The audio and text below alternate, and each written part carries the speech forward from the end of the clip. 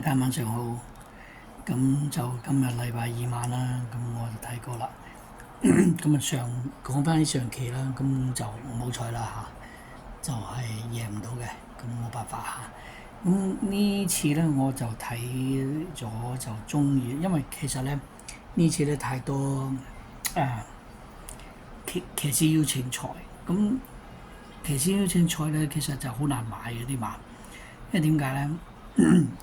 啲騎師都唔知嗰隻馬咁樣嚟到就去跑，咁樣佢好難可以掌握到嗰隻馬。咁有陣時講運氣，嗰隻馬有嘅，咁佢就好彩咯。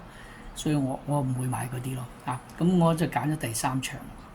第三場咧就大熱門咧，雖然係林寶精神啊，但係我都覺得佢得嘅嚇。即係但係我咧就稍微搏冷少少啦。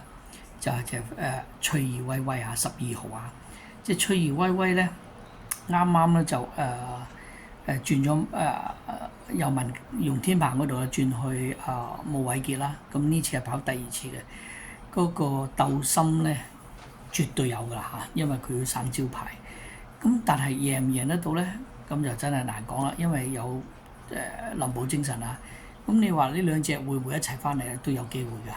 咁唔夠膽講下，咁我就唔會買，但係我會買位置啦。咁我就買12號嗱，我40蚊投注啦，我就會買10蚊獨贏，30蚊位置嚇，12號啊，周俊樂嗰隻嚇 ，OK， 咁啊希望呢次可以買中啦嚇。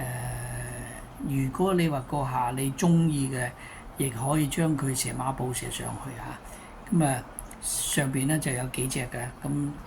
你哋自己揀啦，我唔俾貼士啦，因為都未必中啊。就算我俾咗，咁好多時都係睇你自己個人運氣。